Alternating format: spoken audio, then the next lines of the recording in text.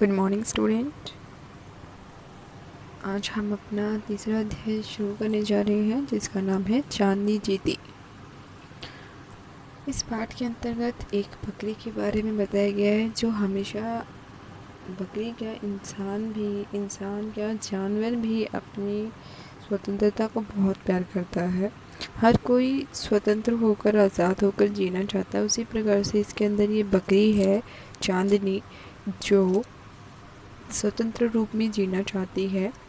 तो अब इसने इस पाठ के अंतर्गत जो भी संपूर्ण कहानी है उसका संक्षिप्त विवरण इसके अंतर्गत दिया है। सुनिए। इस पाठ में स्वतंत्र जीवन का महत्व बताया गया है। अपनी स्वतंत्रता बनाए रखने के लिए कई बार अपनी जान तक कुर्बान कर देनी पड़ती है। इसी का नाम साहस है। बकरी अपनी स्वतंत्रता की खातिर एक ओर अब्बू मियाँ का घर छोड़ देती है और दूसरी ओर खूंखार भेड़िए से टक्कर ले लेती है। वह अपने प्राण गंवाकर भी जीत जाती है। तो आइए देखते हैं किस प्रकार से बकरी ने अपने प्राण गंवाकर भी जीत हासिल की। हिमालय पहाड़ पर एक बस्ती है अल्मोड़ा। उसमें एक मियाँ रहते थे। उनका नाम था अब्बू मियाँ। उन्हें बकरियाँ पालने का बहुत शौक था। बस एक दो बकरियाँ रखते, दिन भर उन्हें चराते फिरते, शाम को घर लाकर बांध देते। अब्बू मियाँ गरीब थे, भाग्य भी उनका साथ नहीं देता था। उनकी बकरियाँ कभी न कभी रस्सियाँ तुड़ाकर भाग जाती थी।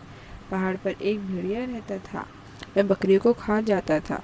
पर अजीब बात यह थी, न अब्बू का प्यार, न खाने का लालच, न भेड़िए का डर उन्हें भागने से रोक पाता था।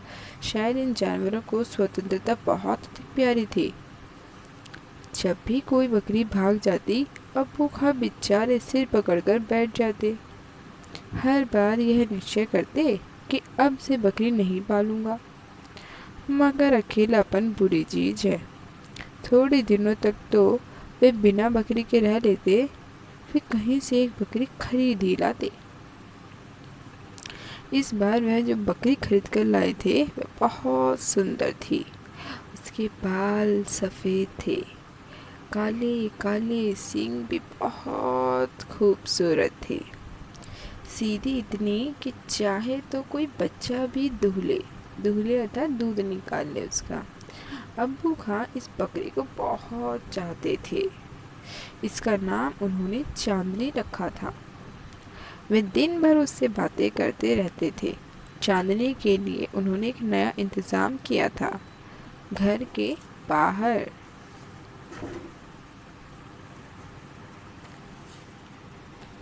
एक छोटा सा खेत था।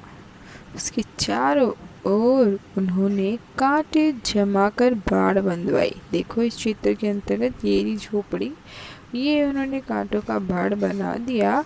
एक लंबी रस्सी से एक खूंटे से लंबी रस्सी करके चांदनी को बांध दिया ताकि वो आराम से इसमें घूम फिर सके।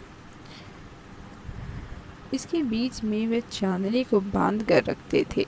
रस्सी इतनी लंबी रखते कि वह खूब इधर उधर घूम सके। इस तरह बहुत दिन बीत गए। अब्बू खां को विश्वास हो गया कि चांदनी कहीं नहीं जा सकती। मगर अब्बू खां धोखे में थे। आज़ादी की इच्छा इतनी आसानी से किसी के मन से जाती नहीं। चांदनी भी अभी तक पहाड़ की खुली हवा को भूल नहीं पाई थी। एक दिन चांदनी ने पहाड़ की ओर देखा। उसने मन ही मन सोचा, वहाँ की हवा और यहाँ की हवा का भला क्या मुकाबला। फिर वहाँ उछलना कूदना, ठोकरें खाना और यहाँ हर वक्त बंधे रहना। मन में इस विचार के आने के बाद चांदनी अब पहले जैसी न रही। वह दिन पर दिन दुबली होने लगी। ना उसे हरी घास अच्छी लगती और न पानी मज़ा देता। अजीब सी दर्द भरी आवाज़ में वह मैं चिल्लाती। अब्बू खां समझ गए कि कोई न कोई बात ज़रूर है, लेकिन समझ में यह ना आ रहा था कि असल में बात क्या है। एक दिन जब अब्बू खान ने दूध धो लिया तो चांदनी उदास भाव से उनकी ओर ताकने लगी, मानो कह रही हो, बड़े मियाँ, अब यदि तुम्हारे पास रहूंगी तो बीमार हो जाऊंगी। अब्बू खां उसके मन की बात समझ गए। वे सोचने लगे, अगर ये पहाड़ पर चली गई तो भेड़िया इसे भी खा जाएगा। वे पहले भी कई बकरियों को खा चुका है। उन्होंने तय किया कि अब चाहे जो हो जाए चांदनी को पहाड़ पर नहीं जाने देंगे। अब्बू ने चांदनी को एक कोठरी में बंद कर दिया, ऊपर से साकर चढ़ा दी।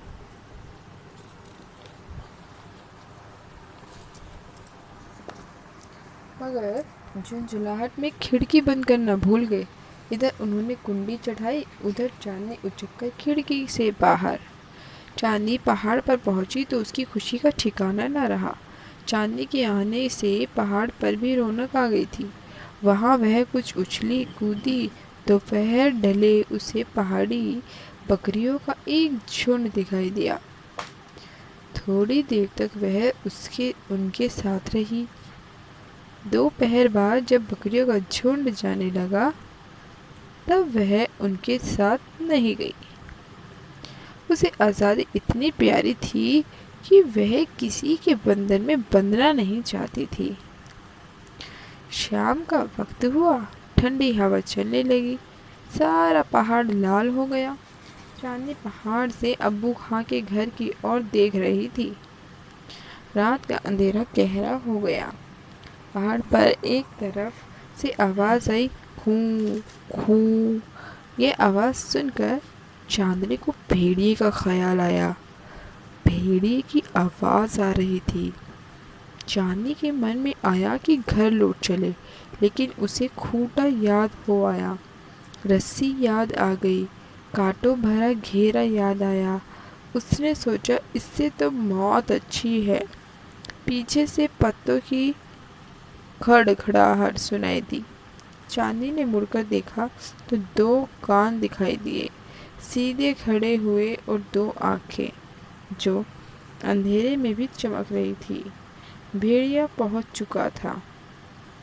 भेड़िया जमीन पर बैठा था और उसकी नज़र बकरी पर जमी थी। उसे कोई जल्दी न थी। वह जानता था कि बकरी कहीं नहीं जा सकती। वह अपनी लाल लाल जीभ अपने नीले नीले होठों पर फिरा रहा था। पहले तो चांदनी ने सोचा कि क्या लड़ूं। भेड़िया बहुत ताकतवर है, उसके पास नुकीले दांत हैं, जीत तो उसकी ही होगी। लेकिन फिर उसने सोचा कि यह तो कायरता होगी। उसने सिर झुकाया, सींग आगे किए और पैतरा बदला। वे भेड़िए से लड़ गई, लड़ती रही।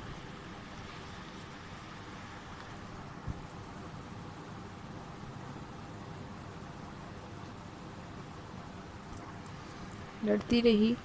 कोई यह ना समझे कि चांदनी भेड़िए की ताकत को नहीं जानती थी। वह खूब समझती थी कि बकरियां भेड़िए को नहीं मार सकती, लेकिन मुकाबला करना ज़रूरी है। बिना लड़े हार मानना कायरता है।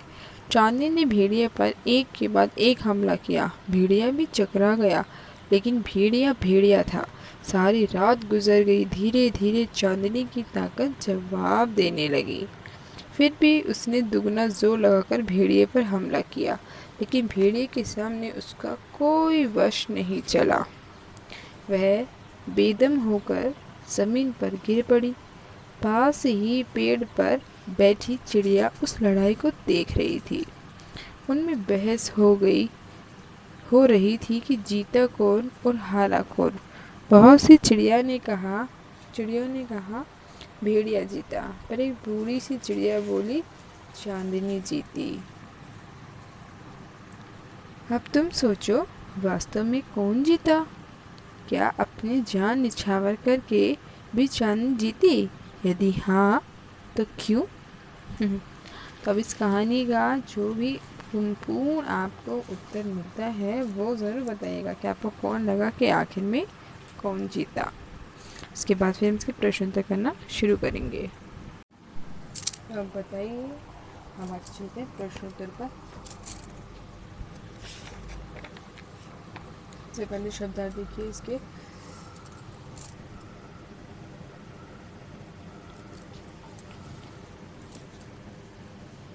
स्वतंत्रता, आज़ादी, ख्याल, विचार, विश्वास, भरोसा, कायरता, डरपोकर, उदास, सुस्त, बेदम, बेजान। आगे शब्द शौक, जो उर्दू फारसी का शब्द है, बस ये बताया गया आगे शब्द उर्दू फारसी का है। कौन कौन से शब्द जो है फारसी शब्द से हैं, तो बेदम, मियाँ, चीज़, मज़ा, ये उर्दू फारसी के शब्द है बच्चे। वतनी वैभव मतलब क्या होता है, जो प्रचलित वतनी है हमके, इस प्रकार से हम इसको लिखते हैं, लेकिन इसका माना वतनी इस प्रकार से होता है, ये नहीं लिखा जाता, इस तरीके से लिखे जाते हैं ये। ठीक है, हम इसके बाद आइए इसके प्रश्न उत्तर पर। मौखिक से शुरू करते हैं। इसमें पहला प्रश्न दे रखा है आपका मौखिक में, हिमालय पर बसी पहाड़ी बस्ती का नाम क्या था? क्या था? हिमालय पर बसी पहाड़ी का नाम अल्मोड़ा था। बसी पहाड़ी बस्ती का नाम अल्मोड़ा था। अबू मियाँ को क्या शौक था? अबू मियाँ को बकरी पालने का शौक था। इस बार अबू मियाँ ने अपनी बकरी का नाम क्या रखा? इस बार अबू मियाँ ने अपनी बकरी का नाम चांदनी रखा।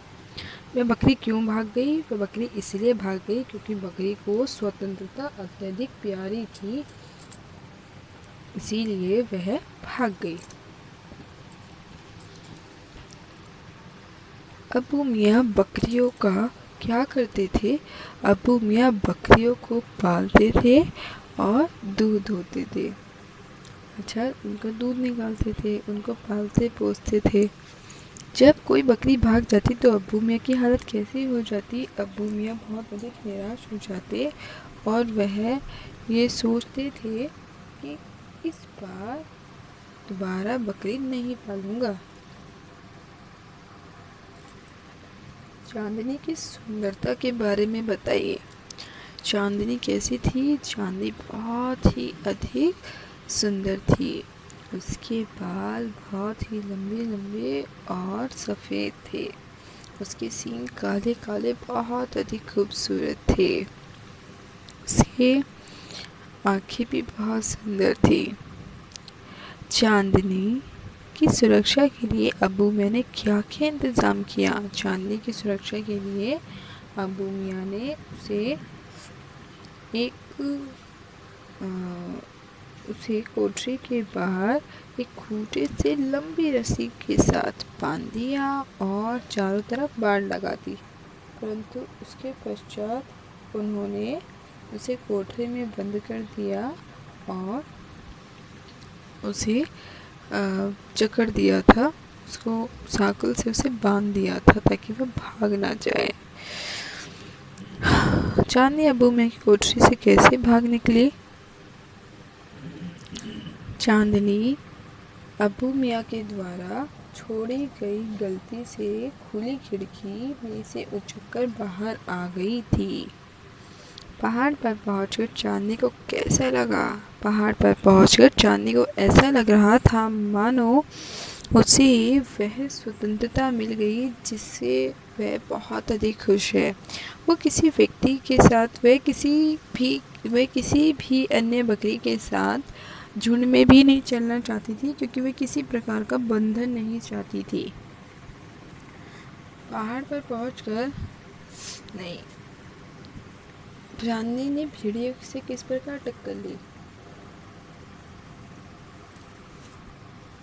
चांदनी ने भेड़िए को सिर से सींग से कई बार वार किए।